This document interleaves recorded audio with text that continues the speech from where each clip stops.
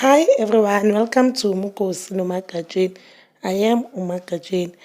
Mukosi wethu namhlanje bazali bami zitho is about Mpumelelo Mseleku. So guys, we know there's a lady opposed to Mpumelelo Mseleku. Yesterday, she goes by the name of Usibahle Ngwane. So Usibahle has posted Mpumelelo, then she said with the caption of a surprise visit from a friend. We know guys, and you could see ukuthi Mpumelelo lapho uhlele kamnandi uncebelekile nje uchekile semchekweni.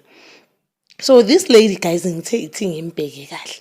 Yabona one thing about Mpumelelo Mseleku. She's good, she makhethe abantu ama feelings. And this lady guys, she's the one opposite like Mpumelelo 1 and a 2 manje ibiposta khona uyidelete. We don't know why. Mhlambe uyidelete because Mpumelelo uthe mayidelete abona izinto ezikhulunywa ku internet. Guys, let us be fair. Today birthday ka Tirelo. We know that uTirelo unengane noMpumelelo Mseleku. UTirelo mazobona into enze only if akazi ukuthi there's umuntu uMpumelelo athanda naye uSibahla. Asithathe as if akazi. Cabanga uzobona on social media, then tomorrow it's your birthday ubona into enje, and even yesterday it was birthday kaMpumelelo. So ibhlungu indaba ukuthi uzobona umuntu wakho spend ilanga lakhe nomunye umuntu. That means umuntu nomuntu uspenda ilanga lakhe or uyala azikhona ukuthi uzoba appreciated or whatever. So uspend ilanga lakhe nomuntu omenza happy. One thing guys, I just wanted us to talk about this lady nje asikhuluma iqiniso. One thing about Mpumelelo ukuthi une type. She dates abantu abafanayo, like noma abangafani, but ama girlfriend wakhe, I don't know, some amakhosikazi wakhe, he's not yet married. Ushilo naye futhi ukuthi i-first wife yakhe uzoba naso isithemba umfazi wokuqala kumele kube i-virgin. We don't know whether uSibahle i-virgin or not, but ke yena i-first wife yakhe kuzoba i-virgin.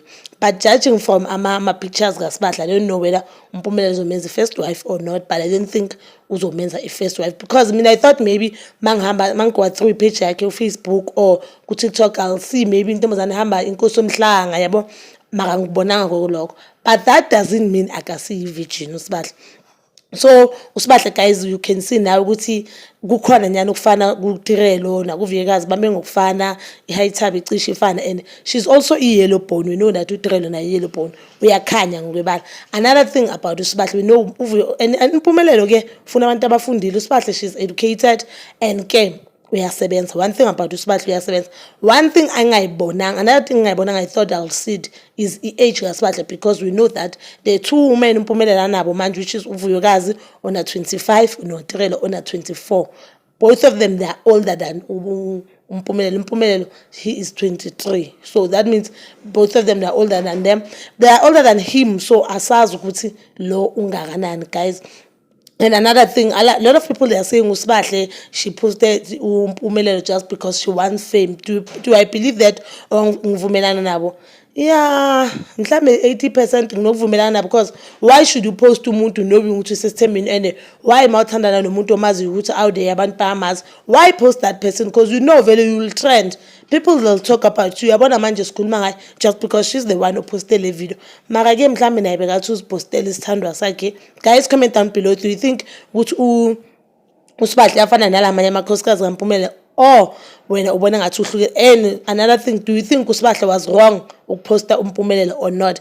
Mawuceda lapho guys, please don't forget to like, subscribe, share and hit that notification button. Nginithanda ukuya nokubuya.